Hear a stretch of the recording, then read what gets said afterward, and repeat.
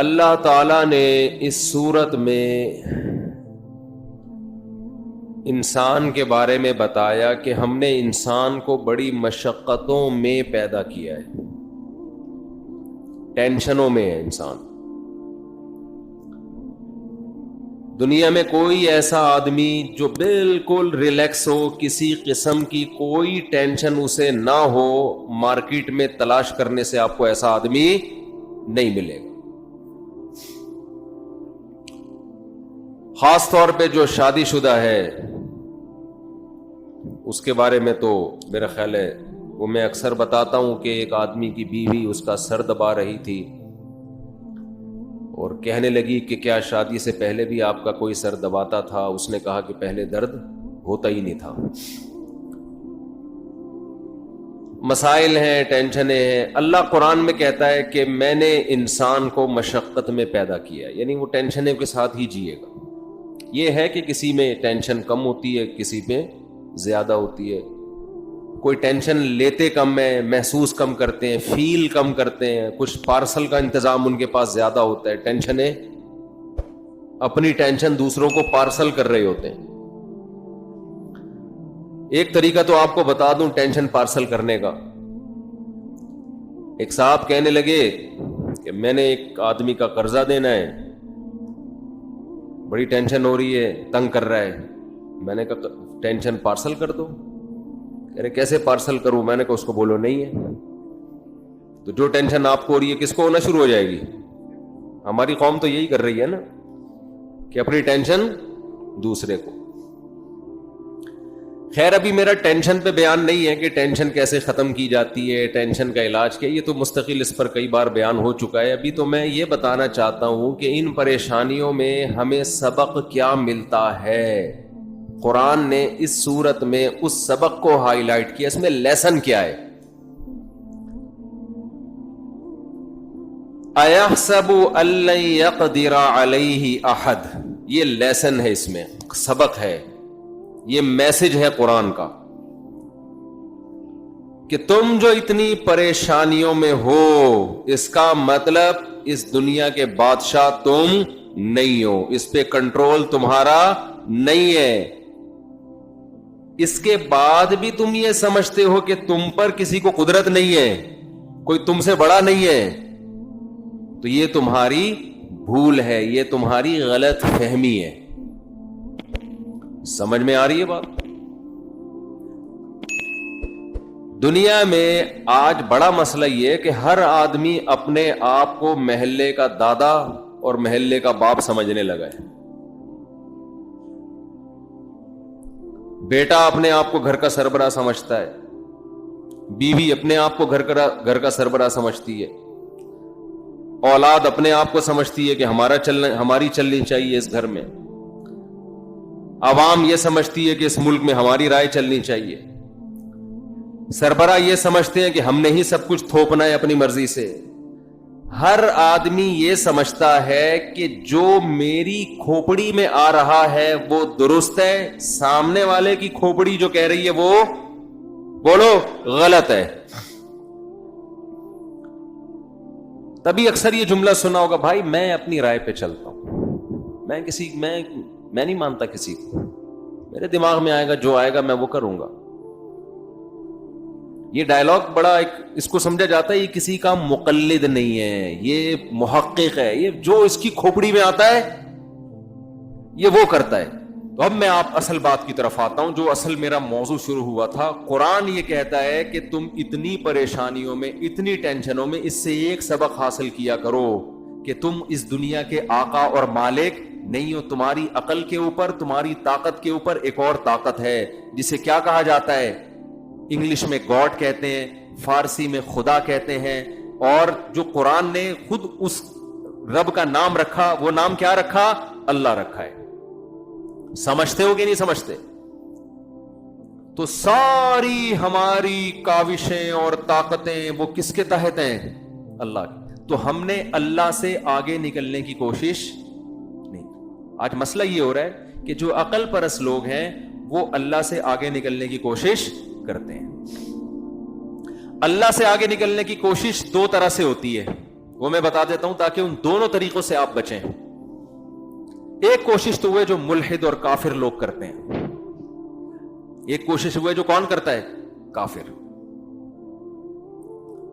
وہ کوشش وہی ہے جو میں نے بتایا, وہ کہتا ہے صحیح اور غلط کا فیصلہ میری کھوپڑی کرے گی, میں مولویوں سے نہیں پوچھوں گا, مفتیوں سے نہیں پوچھوں گا, علماء سے نہیں پوچھوں گا, قرآن سے نہیں پوچھوں گا, حدیث سے نہیں پوچھوں گا, یہ نہیں دیکھوں گا فقہا کی کیا رائے ہے اس بارے میں, بلکہ میں خود فیصلہ کروں گا. یہ وہ لوگ ہیں جو یورپ اور امریکہ میں رہتے ہیں, ان کی سیکولر ریاستیں جسے کہا جاتا ہے. تو انہوں نے کیا کر دیا, انہوں نے جو سوسائٹی کا بیڑا غرق کر, کیونکہ عقل بہت سی جگہوں پہ عاجز آ جاتی ہے. انہوں نے کہا بھائی ہومو سیکسولیٹی میں کیا ہے, عقل کے کیا خلاف ہے, وہ بھی کہہ رہے راضی, یہ بھی راضی, دونوں کو مزہ آ رہا ہے, تو کسی کو تکلیف کیوں ہو رہی ہے؟ عقل کیا کہے گی؟ آپ بیٹھ کے آپ عقل کی دلائل کا جواب دے سکتے ہو؟ آپ عاجز آ جاؤ گے بھائی. آپ بولو گے بغیرتی ہے, وہ کہیں گے بغیرتی کی ڈیفینیشن کیا ہے؟ کوئی ڈیفائن کر سکتا ہے بغیرتی کو؟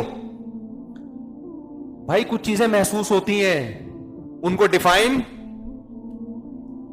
یہ محسوس ہونے والی چیز ہے, اس کی کوئی ڈیفینیشن. اصل میں دنیا نا ہر چیز کو ڈیفینیشن سے سمجھتی ہے. بہت سی چیزیں انتہائی آسان ہوتی ہیں, ڈیفائن کرنے جاؤ مشکل بن جاتی ہیں. وہ مثال کے طور پر میں آپ سے کہتا ہوں جگ لے کر آؤ, آپ کہتے ہیں یار جگ پتہ نہیں کس کو بولتے ہیں, مفتی صاحب آپ جگ کی ڈیفینیشن بیان کریں.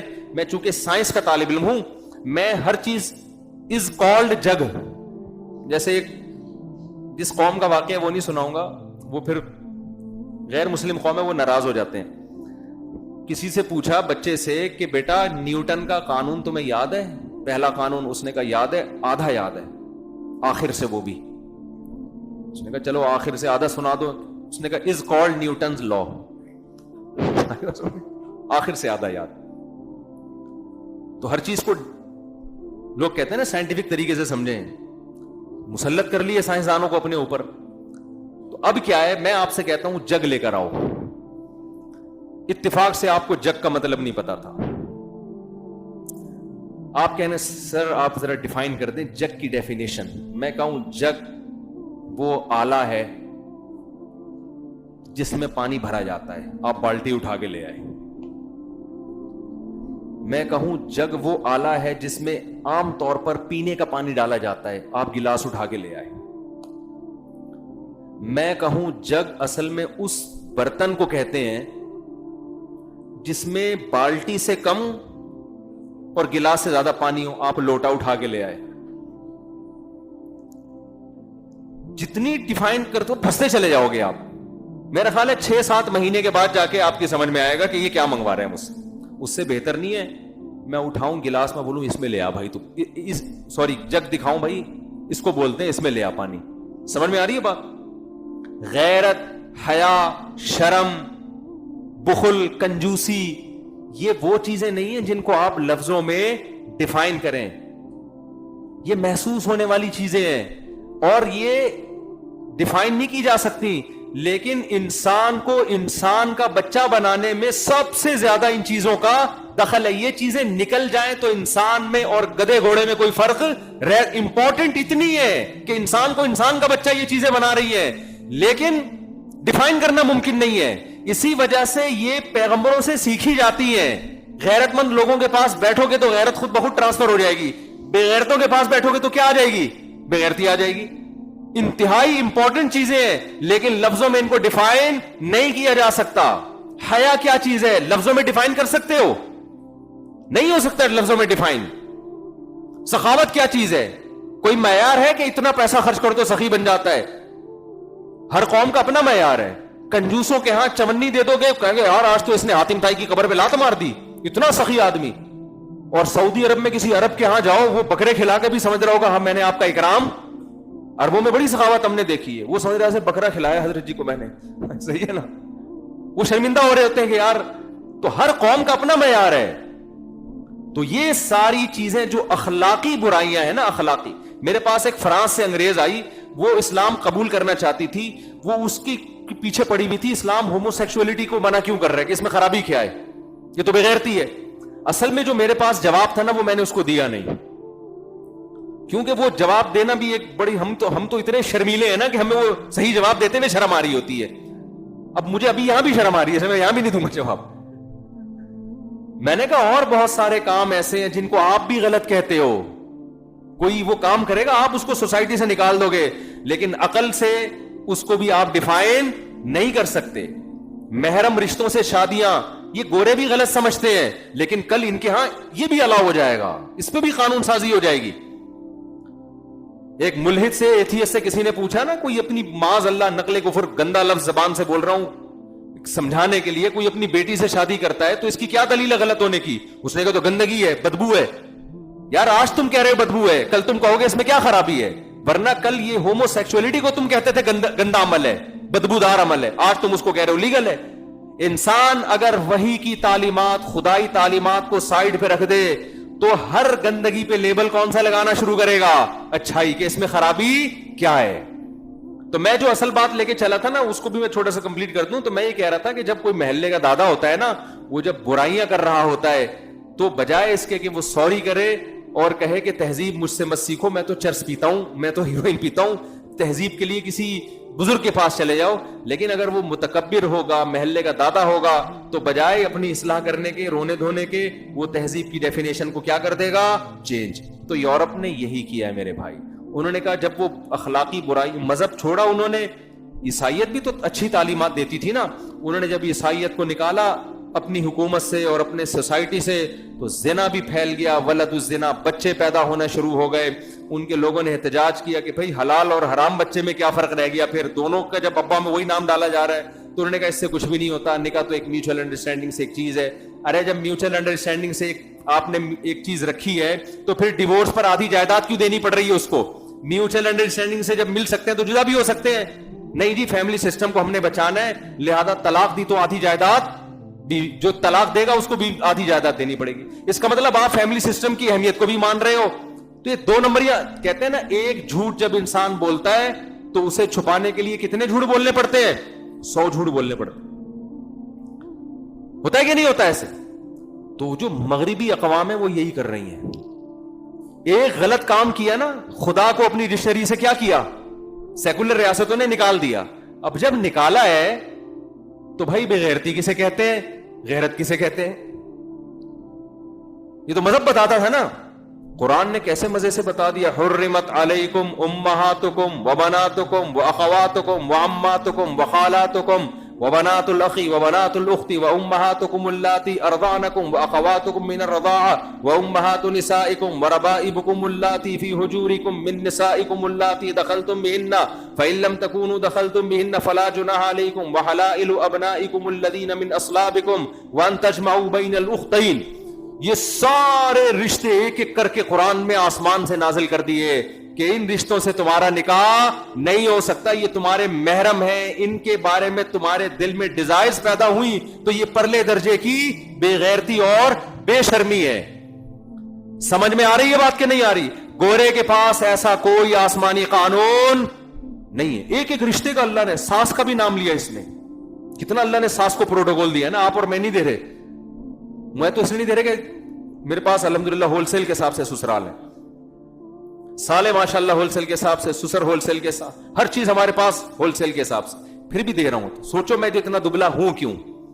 لوگ مجھ سے اکثر پوچھتے ہیں مفتی صاحب آپ مولوی ہو کے اتنے باریک کیوں ہیں؟ میں کہتا ہوں آپ اتنے سالے افورڈ کر کے دکھاؤ. لوگ ایک سالے سے تنگ آ جاتے ہیں.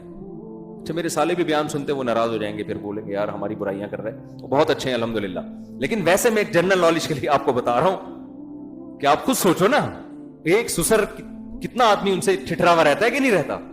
تو اتنے سارے سسر، اتنی ساری ساسیں، اتنی ساری سالیاں، ہم جتنے ہیں اس پہ اللہ کا شکر ادا کرو. ہونا اس سے بھی ہمیں کم چاہیے تھا. خیر، تو قرآن نے تو آسمان سے وحی میں نازل کر دیا. اب ہمارے پاس ایک معیار ہے کہ بھئی جو اپنے محرم رشتوں کی طرف جائے گا پرلے درجے کا بے غیرت. قرآن نے ہومو سیکسولیٹی کے بارے میں بتا دیا کہ لوط علیہ السلام کی قوم نے یہ کام کیا تھا، میں نے اس قوم کو آسمان پہ لے جا کے الٹا دے کے پٹخ کے ہلاک کر دیا.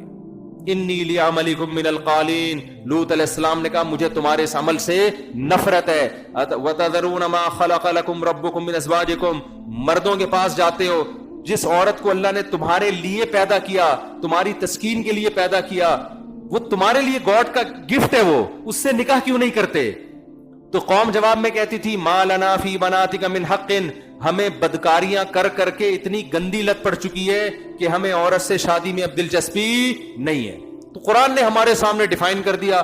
اب ہماری ریاست میں اگر ہمارے وزراء اور ہمارے اسمبلی کے لوگ اس کی ہمیں اجازت بھی دے دیتے ہیں, ہم کہتے ہیں بھائی ہمارے پاس کس کا قانون ہے, خدا پہلے, تم سالے ایک نمبر کے بدماش, تم ہمارے باپ بنے ہوئے ہو, ہمارے خاندان نظام کو تباہ کر رہے ہو, ہم نہیں مانیں گے اس قانون کو. ہمارا آئین بھی نہیں اجازت دیتا ایسے قانون کو ماننے کے. قرآن و سنت, ہمارا آئین کا پہلی شق یہ کہ قرآن و سنت کے خلاف کوئی قانون نہیں بنے گا. تو نہ یہ جو اسمبلی میں قانون پاس ہوا ہے, نہ آئین اس کی اجازت دیتا ہے, نہ ہمارا خدا ہمیں اس کی اجازت دیتا ہے. ہم اس بارے میں کیا ہیں, کلیئر ہیں, ہمیں کوئی کنفیوژن نہیں ہے. اگر ہم میں کوئی اس برائی میں مبتلا ہوگا, ہم اس کو توبہ کا حکم دیں گے, اس کا بھی ہمارے پاس راستہ اللہ نے رکھا ہوا ہے. اللہ کہتا ہے اگر کوئی اس برائی میں مبتلا ہے اسے سزا دو, بیٹا آرام سے بیٹھ جاؤ, ٹھیک ہے نا, ایسے نہیں کر, سب آپ کو دیکھ رہے ہیں.